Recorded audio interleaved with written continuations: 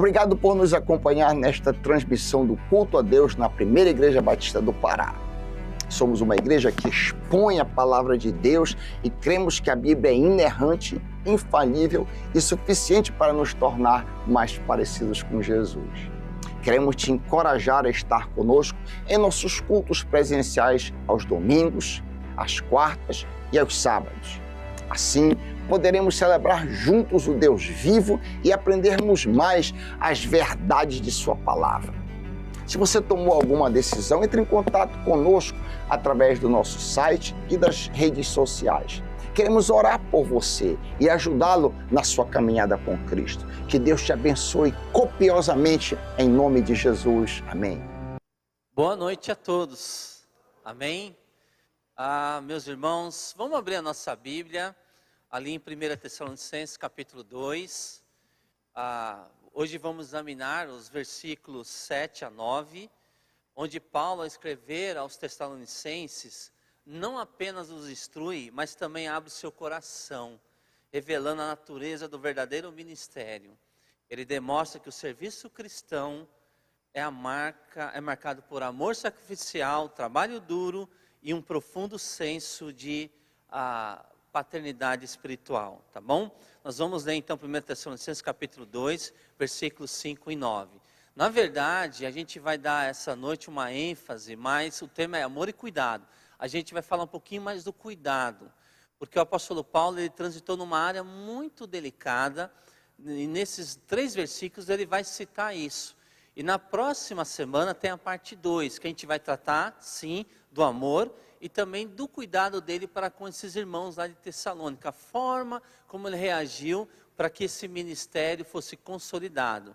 Mas aqui ele tem uma reação de se cuidar sabiamente, porque já naquela época já havia, né, alguns tabus, alguns posicionamentos, né, mentirosos em relação ao assunto que a gente vai tratar aqui nessa noite, tá bom? Então olha só, a palavra de Deus, vamos começar do verso 5, tá? 2:5. A verdade é que nunca usamos de linguagem de bajulação, como sabeis, nem de intuitos gananciosos. Deus disto é testemunha. Também jamais andamos buscando glória de homens, nem de vós, nem de outros. Verso 7. Embora pudéssemos, como enviados de Cristo, exigir de vós a nossa manutenção, todavia nos tornamos carinhosos, amáveis entre vós. Qual ama que acaricia os próprios filhos? Assim, querendo-vos muito, estávamos prontos a oferecer-vos não somente o Evangelho de Deus, mas igualmente a própria vida. Por isso que vos tornastes muito amados de nós, porque vos recordais, irmãos, do nosso labor e fadiga, e de como noite e dia labutamos para não vivermos à custa de nenhum de vós, vos proclamamos o Evangelho de Deus. Então, irmãos, olha só, Paulo nesses 3 versículos defende a integridade do seu ministério, ecoando o amor e o cuidado genuínos que ele e seus companheiros dedicaram aos Tessalonicenses. Seu próprio exemplo no texto, que equilibra o direito ao sustento com a prioridade do serviço a Deus, e que se destaca pela integridade financeira e ética de trabalho, e um modelo para todos nós cristãos. Então olha só no verso 7, né? Quando eu falei assim que Paulo vai tratar de um assunto em relação a plantio de igreja, desafios missionários, como é que funciona a questão de sustento, qual foi a atitude do apóstolo Paulo em relação a essa área que muito tem sido investido, né, para que o nome de Deus seja conhecido. Mas na época que Paulo escreve essa carta, ele vai transitar então numa área que é muito delicada, né, quando se fala em recursos financeiros. Olha só no verso 7. Embora pudéssemos, como enviados de Cristo, exigir de vós a nossa manutenção, todavia nos tornamos carinhosos, né? Paulo está dizendo assim que, nesse verso 7, que ele jamais teve uma atitude de explorar aqueles irmãos. E aí ele vai para o versículo 9, dizendo o seguinte: porque vos recordais, irmãos, do nosso labor e fadigas, e de como noite e dia, labutando, para não vivermos à custa de nenhum de vós, vos proclamamos o Evangelho de Deus. E quando ele escreve 2 Tessalonicenses capítulo 3, ele vai reforçar esse assunto, dizendo que moveu ele no ministério foi a convicção do chamado do Senhor, foi jamais querer se projetar financeiramente ou a sua própria pessoa no ministério de plantação de igreja naquela região toda onde ele estava atuando. Então, considerando seu ministério, Paulo e seus companheiros analisaram profundamente a seguinte questão. Eles tiveram que lidar com isso. E pregar expositivamente, deixa eu abrir um parênteses aqui, né? Pregar expositivamente, às vezes você vai ter que lidar com uma área que fala, puxa vida, se eu pudesse, né, sair dessa área financeira e de repente tratar diretamente do amor e cuidado, a forma como ele se entregou, ele foi assim, ele renunciou tantas coisas para poder servir o Senhor e também aqueles eleitos do Senhor naquela cidade. Mas irmãos, ele aqui está lidando com esse tema. E a seguinte questão que os seus companheiros tiveram que analisar, ele e os seus companheiros tiveram que analisar profundamente, era o seguinte: aceitaremos ajuda financeira pelo trabalho de anunciar o Evangelho, tanto aqui em Tessalônica como em Corinto? Mais profundo ainda, né? Mais especificamente, aceitaremos dos novos convertidos? Essa foi um ponto que o apóstolo Paulo e a sua equipe missionária teve que lidar. Silas, Timóteo tiveram que lidar com essa área tão delicada, porque ele sabia que a sociedade em Tessalônica muitas vezes focava apenas em recursos financeiros, em bens materiais. Não é à toa que é um assunto que tanto o Antigo como o Novo Testamento destaca. O próprio Jesus cansou de falar, usando como ilustração a questão monetária. E na época do Novo Testamento não era diferente. Então, irmãos, eles tiveram que lidar com isso. E aí, qual seria a conduta ideal? E aqui eu gostaria de poder trabalhar 10 pontos que, especialmente, o grande comentarista William Hendrickson, quando ele faz o comentário em Tessalonicenses, ele, assim como mais 2 autores, eles tentam destacar a posição de Paulo a esse respeito, resumindo em 10 pontos, né, que norteavam o ministério deles em relação a novos trabalhos pioneiros. Então veja, segundo William Hendrickson, a posição de Paulo a esse respeito pode ser resumida em 10 pontos. Primeiro, a rejeição da ganância. Ele estava muito preocupado, por quê? Porque na época do Novo Testamento havia muitos oradores, né, oportunistas, pregadores, filósofos, que saíam de cidade em cidade para explorar a população. Quando ele escreve para Tito, capítulo 1, segura aí em 1 Tessalonicenses, vai lá para Tito, capítulo 1, verso 11, onde naquela ilha linda, aquela ilha grega linda, desde a época ali no Novo Testamento, havia já um clima bastante delicado quando falava desse assunto. E o apóstolo Paulo coloca Tito ali para colocar em ordem a igreja. Porque lembra, a igreja que foi fundada em Creta, na ilha de Creta, foi justamente dos cretenses que receberam Jesus aonde? No dia de Pentecostes. Lembra em Atos 2, havia uma multidão de gente de todas as nações, várias nações representadas ali, e havia cretenses. E o apóstolo Pedro prega um sermão evangelístico. E eles ouviram na sua própria língua, porque o milagre estava em ouvir. Ouviram na sua própria língua o Espírito Santo, traduzindo simultaneamente a mensagem de quem? Do apóstolo Pedro. E uma multidão se converte. E segundo estudiosos, estavam ali cretenses que voltam para a ilha de Creta e plantam igrejas. Porque na ilha havia algumas pequenas cidades na ilha. E o apóstolo Paulo vai mostrar lá em Tito, capítulo 1, verso 11, Paulo ali não quer de forma alguma dar oportunidade de ser posto na mesma classe dos faladores e enganadores, cujo interesse estava na torpe ganância.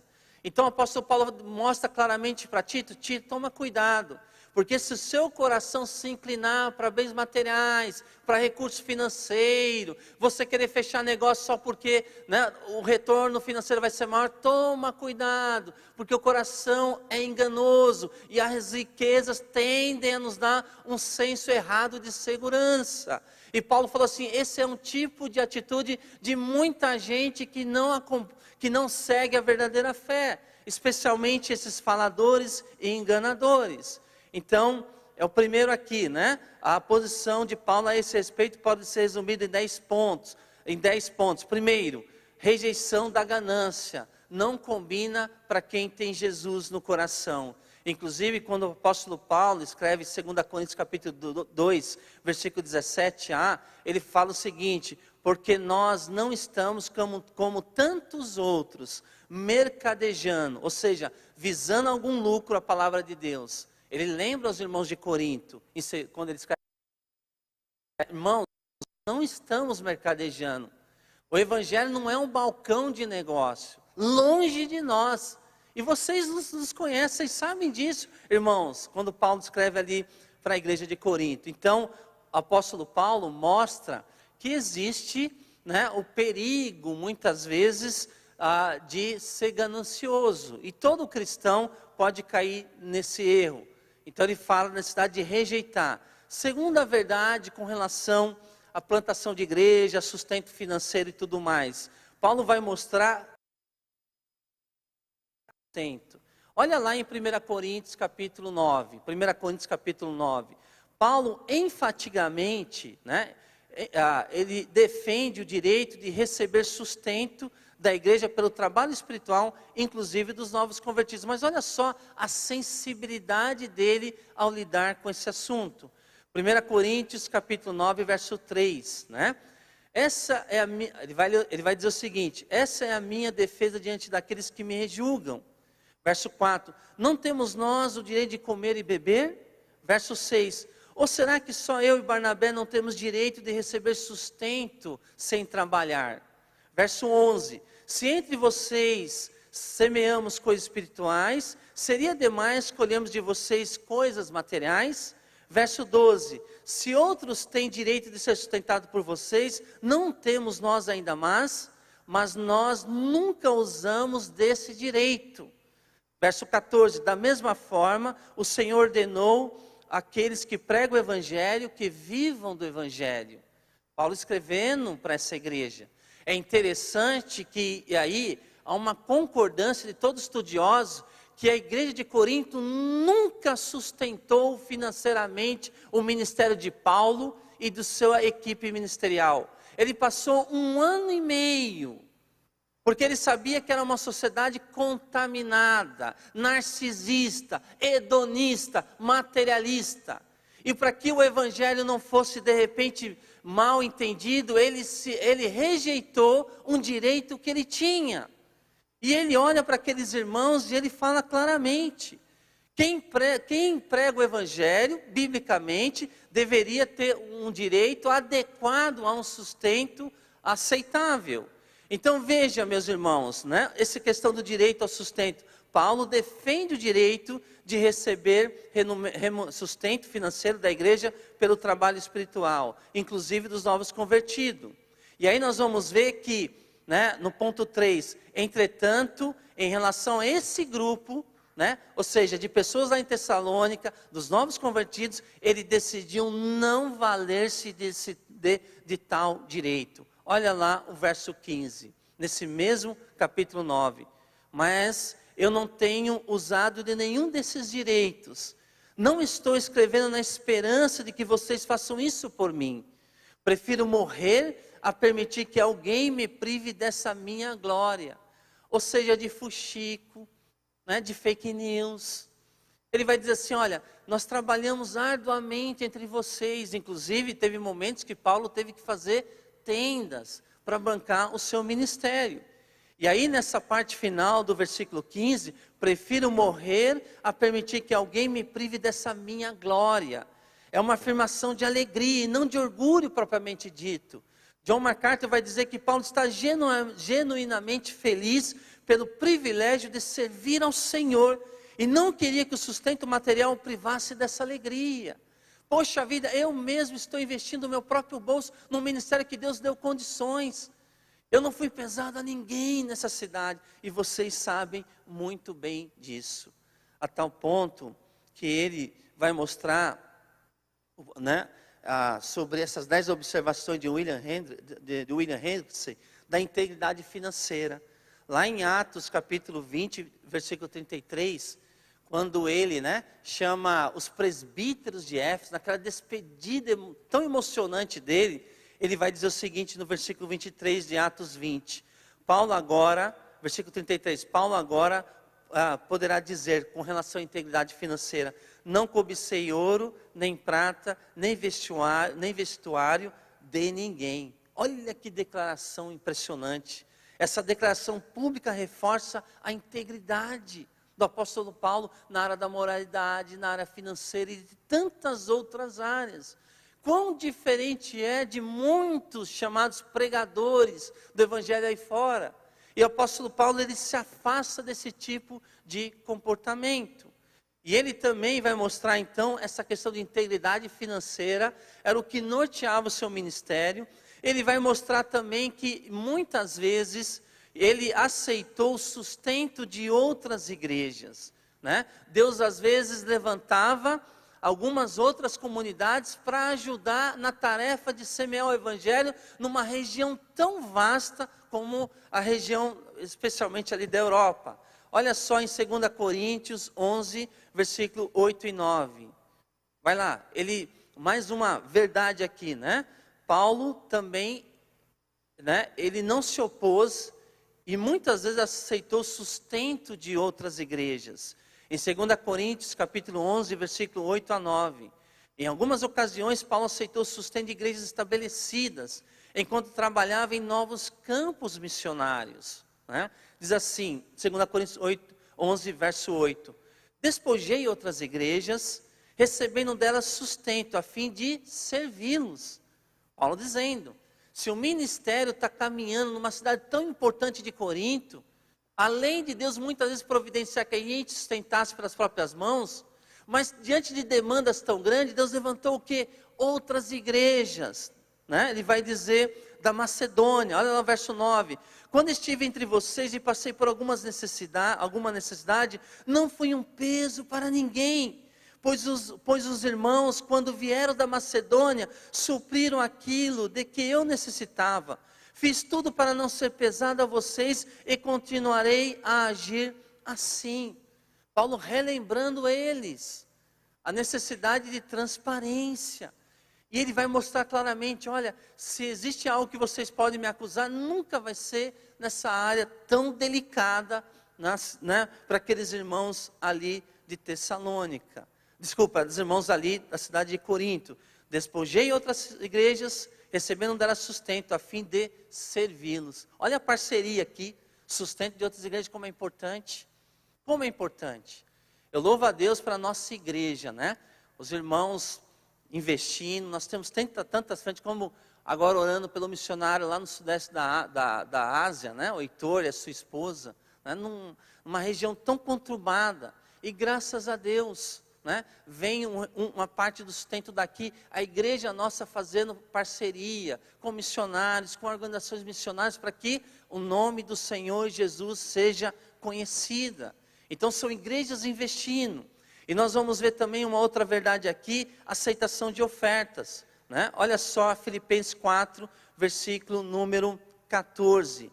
Paulo aceitou ofertas de uma igreja já estabelecida, como a igreja de Filipos. Irmãos, no Novo Testamento tem duas igrejas que são exemplos de investimento no reino do Senhor. Uma é a igreja de Antioquia, né? Ela foi, vamos dizer assim, o trampolim principal das viagens missionárias do apóstolo Paulo, das 3 viagens missionárias. Mas essa igreja de Filipe, a primeira cidade alcançada pelo evangelho na Europa, ela é um exemplo de uma igreja que se dedicou a enviar obreiros e sustentá-lo. Olha o que diz o verso 14. Paulo está onde? Quando ele escreveu a carta dele, a epístola dele aos Filipenses, ele estava onde? Lembra? Onde que ele estava quando escreveu essa carta? É conhecido como uma das cartas? Isso, ele estava preso em Roma. Olha o que ele vai dizer para aquela igreja.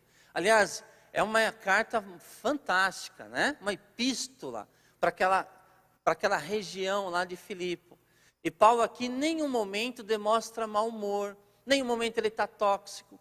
E nessa carta, ele estando preso, ele é conhecido como uma carta da alegria, porque para o apóstolo Paulo, a alegria não dependia de pessoas, de circunstâncias, de fatores, do número, da quantidade de dinheiro na conta bancária, não, dependia do relacionamento com o Senhor. E lá preso, olha o que ele vai dizer, relembrando essa igreja. Versículo 14 de Filipenses 4. Todavia fizeste bem, associando-vos na minha tribulação. E sabeis também vós, ó Filipenses, que no início do Evangelho, quando eu parti da Macedônia, nenhuma igreja se associou comigo no tocante a dar e receber, senão unicamente vós outros. Gente, que menção linda! Paulo está dizendo que algumas igrejas foram convocadas a abraçar missões mundiais, a levar o Evangelho para povos não alcançados. E ele está dizendo, quando eu parti da Macedônia, porque ele sai daquela região, porque ele sabia que tinha tantas outras cidades fora daquela região que precisava ouvir do Evangelho. E ele vai dizer assim, olha, que nessa parceria muitos se omitiram, mas ele olha para a igreja de Filipe, ele agradece ao Senhor, dizendo o seguinte, nenhuma igreja se associou comigo no tocante a dar e receber, senão unicamente vós outros. E aí ele vai dizer no verso 16, porque até para Tessalônica mandaste não somente uma vez, mas duas, o bastante para as minhas necessidades. O apóstolo Paulo, ele não pegou R$1 na cidade de Tessalônica, daquela igreja, mas havia o quê? Uma igreja visionária, missionária, como a igreja de Filipe, falando, Paulo, olha o seguinte, nós vamos segurar a corda, prega o evangelho, discipula pessoas, nós vamos ajudar você no sustento, para que você e sua equipe possa falar do amor de Jesus Cristo nessa cidade de Tessalônica, e é justamente isso que o apóstolo Paulo faz. E aí ele vai dizer no versículo 17, não que eu procure o donativo, mas o que realmente me interessa é o fruto que aumente o vosso crédito. Versículo 18, recebi tudo e tenho abundância, estou suprido, desde que Epafrodito me passou às mãos o que me veio da vossa parte, como aroma suave, como sacrifício aceitável e aprazível a Deus. Olha o que ele está dizendo, ele está dizendo assim, muito obrigado, ele está em Roma. E na época, as prisões no Império Romano, cada preso tinha que se bancar. Não havia quem tinha. Não existia isso. E aquela igreja se preocupa com quem? Com o apóstolo Paulo. Ele está em Roma preso, mas o evangelho não está algemado. Ele está escrevendo belas cartas, inspirado pelo Espírito Santo. Ele vai dizer aos filipenses que ele estava pregando o evangelho a quem?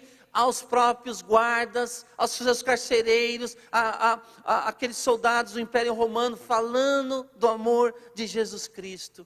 E ele agradece, vocês enviaram Epafrodito com oferta, para que as coisas continuassem andando de uma forma mais abençoadora. Então a igreja de Filipos tinha um coração maior do que o bolso. Eles davam não do que sobrava, mas das suas próprias necessidades. Eles ofertavam sacrificialmente. Você quer ver o exemplo? Olha lá em 2 Coríntios capítulo 8, verso 1 a 5. Eu vou ler na NVI ou NVT, não lembro exatamente a tradução, acho que é NVI, tá? 2 Coríntios 8, tá bom? Olha o que vai dizer acerca dessa igreja, porque essa igreja, ela ajudou o ministério na cidade de Corinto. Ela enviou recursos para a cidade de Tessalônica. E o apóstolo Paulo, ele aceitava essas parcerias com o objetivo de multiplicar o número de adoradores em regiões onde o evangelho não tinha chegado. 2 Coríntios capítulo 8, verso 1 a 5. Ele vai dizer o seguinte, agora irmãos, queremos que vocês tenham conhecimento da graça que Deus concedeu às igrejas da Macedônia. Por quê? Olha, ele vai dizer, no verso 2, no meio da mais severa tribulação, a grande alegria e a extrema pobreza deles transbordaram em rica generosidade. Ele vai dizer assim: irmãos de Corinto, vocês têm que estar cientes de uma informação. Qual a informação, Paulo? É que existe algumas igrejas na Macedônia que têm um nível social muito menor do que vocês. Eles fazem parte de uma pirâmide social abaixo. Sabe o que eles fizeram? Ele continua: no meio da mais severa tribulação, a grande alegria e a extrema pobreza deles transbordaram em rica generosidade. Pois dou testemunho de que eles deram tudo quanto podiam e até além do que podiam, por iniciativa própria. Eles nos suplicaram insistentemente o privilégio de participar do quê? Da assistência aos santos. E não somente fizeram o que esperávamos, mas entregaram-se primeiramente a si mesmo ao Senhor e depois a nós pela vontade de Deus. Olha o mover do Espírito Santo na região da Macedônia, especialmente da igreja de Filipe que ficava naquela região. Ou seja, o Espírito Santo interessado, né, na obra missionária, no sustento. E quando a gente ouve aqui, né, que na semana passada, o pastor Paulo comentando que a gente bateu o recorde, colocamos uma meta, batemos essa meta, vamos ter que colocar uma outra meta, né? Lembra alguém de meta, depois não coloca meta, atinge a meta, depois a gente, né? Mas que lindo ouvir isso, da nossa igreja, né, juntos, enfrentando um desafio, porque, irmãos, são mais de 2 bilhões de pessoas sem acesso ao Evangelho. Você imagina? Praticamente 1/3 da humanidade está em torno de 2,67 bilhões de pessoas sem acesso ao Evangelho. Então nós estamos vendo aqui uma igreja, e quando Paulo fala de recurso financeiro, ele se alegra. Ele jamais quer ser um peso para ninguém, mas ele entende que às vezes Deus vai levantar o senso de humor do Senhor, de levantar igrejas visionárias. E quando a gente leu esse texto de 2 Coríntios 8, fica bem claro, eles, os filipenses, eram pobres, mas enriqueciam muitos. Eles nada tinham, mas possuíam tudo. Eles olhavam a contribuição não como um peso, mas como uma graça. Olha o verso 1, está dizendo o seguinte: agora, irmãos, queremos que vocês tomem conhecimento da graça que Deus concedeu. Veja a generosidade, dádiva do Senhor que concedeu à igreja do quê? De Filipe, de poder fazer parte desse movimento do Senhor. Então eles olhavam a contribuição não como um peso, mas como uma graça, com um dom imerecido de Deus. Eles não apenas davam com generosidade, mas também com sacrifício, pois ofertavam não apenas segundo as suas posses, mas voluntariamente ofertavam acima delas, como diz o verso 3.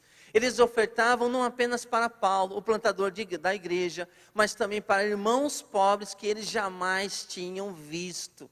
Eles não conheciam, mas o amor do Senhor na vida deles olhava além da cidade, além do quintal. E nós vamos ver que eles deram não apenas dinheiro, o verso 5 de 2 Coríntios 8, eles deram não apenas dinheiro, mas a eles mesmos. Que coisa incrível, né? Que despojamento, que renúncia em favor da proclamação do Evangelho. E quando o apóstolo Paulo lembra os irmãos aqui, no capítulo 8 de Corinto, aparentemente, pelo menos até esta altura, a igreja de Corinto jamais participara do sustento do apóstolo Paulo. Jamais, né?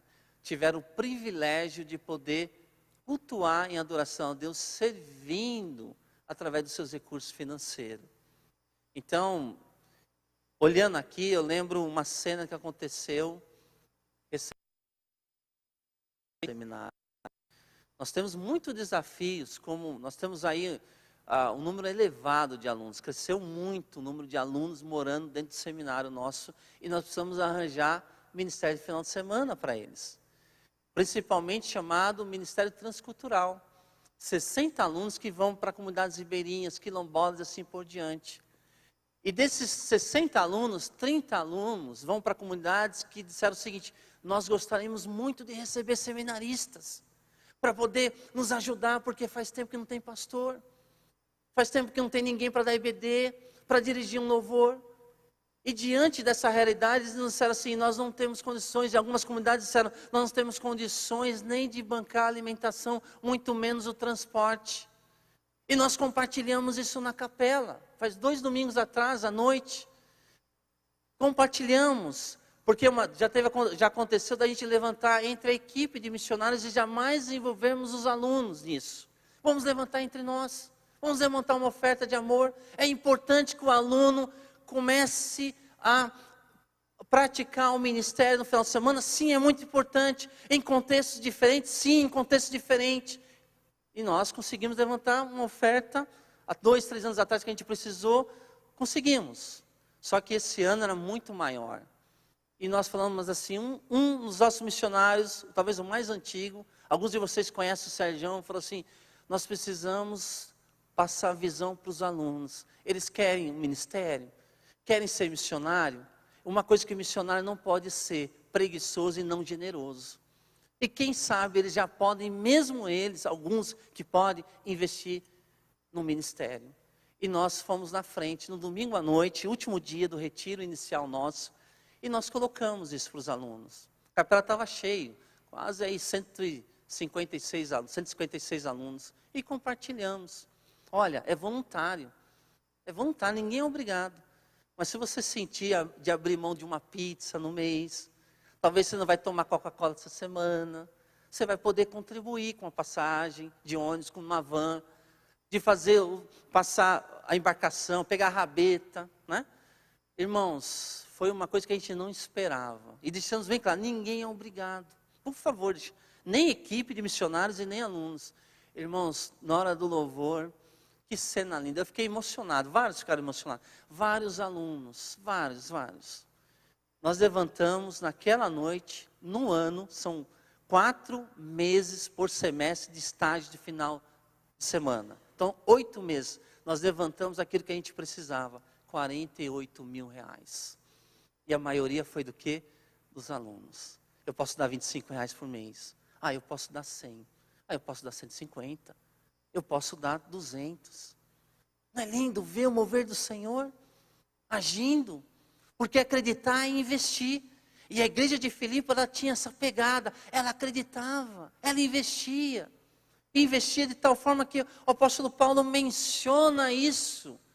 E segundo alguns estudiosos, é para constranger uma igreja como a igreja de Corinto, que ainda não entendeu o chamado mais amplo dela. Então, Paulo também, ele não queria ser peso para ninguém, mas ele queria que as pessoas entendessem o equilíbrio do ministério, inclusive nessa área. 7ª coisa que William Hendricks coloca: o trabalho manual. Olha só, na maioria das vezes, Paulo provia suas próprias necessidades e as de seus companheiros, trabalhando com as próprias mãos. Atos 18, versículo 3, lembra? Atos 18, ele está na cidade de Corinto, e aparece Áquila e Priscila, ele prega o evangelho para Áquila e Priscila. E esse casal entrega a vida a Jesus. E esse casal vai ministrar em Corinto, em Tessalônica, em Roma. Meu, que casal impressionante. Eles vão em várias cidades e abrem a sala como uma extensão da igreja. Começa pequenos grupos de discipulado. Áquila e Priscila. E lá em Atos 18, verso 3, e posto que eram do mesmo ofício, Áquila e Priscila, passou Paulo a morar com eles e ali trabalhava. Pois a profissão deles era o quê? Fazer tendas. Então o apóstolo Paulo, ele não tinha dificuldade quando era necessário colocar a mão na massa. Uma 8ª verdade aqui, 8º ponto, princípios da utilidade. Olha só, Paulo priorizava o que era mais benéfico para o reino de Deus, mesmo que tivesse direitos legítimos, ações benéficas. O princípio sobre o qual ele insiste repetidas vezes, aplicando a várias questões, é esse. Lembra lá do texto de 1 Coríntios? Todas as coisas são lícitas, mas nem todas são úteis. Há muitas coisas que são boas em si mesmas e que tenho pleno direito a elas. Isso, porém, não significa que eu tenho que fazê-las. Então, veja, esse princípio do benefício. Será que se eu usar de um direito que eu tenho, isso vai diminuir a velocidade da plantação, do trabalho? Ou se isso vai, de certamente, avançar? Então, ele usava esse princípio. Porque o âmago da questão é sempre este, né? Qual conduta, ação promove melhor o reino de Deus e sua glória? Paulo pensava dessa forma. Que tipo de atitude, de estratégia vai fazer avançar ou não a obra do Senhor? Outro ponto que Paulo também tinha consciência é em relação às críticas inevitáveis, tá? 2 Coríntios, capítulo 11, verso 7. Ele sabe, quando fala desse assunto, há críticas inevitáveis. Ainda assim, a despeito do cuidadoso plano delineado com respeito ao sustento financeiro, Paulo nunca escapava também das críticas. Se ele recebe dinheiro, ou se seus inimigos suspeitam que ele o recebe, estão prontos a acusá-lo de egoísmo e ganância. Se ele não o faz, então o acusam de ostentar a própria humildade. Entendeu aqui? Se ele recebe, vão criticar que ele está sendo ganancioso. Se ele não recebe, acusam o apóstolo Paulo de ostentar a própria humildade. Olha o que diz 2 Coríntios, capítulo 11, versículo 7. Cometi eu, porventura, algum pecado, pelo fato de viver humildemente, para que fosseis vós exaltado, visto que gratuitamente vos anunciei o evangelho de Deus. Aqui é o contexto de sustento ministerial. Então, algumas pessoas estavam questionando, ele vive com poucos recursos, talvez assim, aquela ideia de que ele está sendo muito orgulhoso. Ele está falando, não, de forma alguma. Mas é importante que as críticas são inevitáveis. E o apóstolo Paulo tinha isso em mente quando ele ministrava e saía para fazer aquilo pela qual Deus o chamou. E último, dignidade do trabalho. Paulo dignificava qualquer trabalho manual como um trabalho honesto, contrastando com a visão da época, como a de Cícero, que considerava o trabalho braçal indigno e vulgar. No Império Romano, quem ia fazer tenda, a construção civil, geralmente entendia isso como um trabalho vulgar. E o apóstolo Paulo compreendia de forma diferente. É isso que Deus providenciou para fazer naquele momento, eu vou fazer. Por quê? Porque todo trabalho honesto, que seja honesto, é um trabalho digno.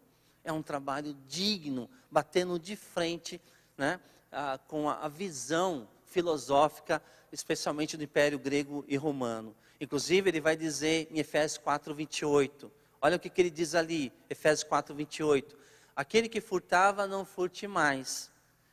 Antes trabalhe, fazendo com as próprias mãos o que é bom, para que tenha com que acudir ao necessitado.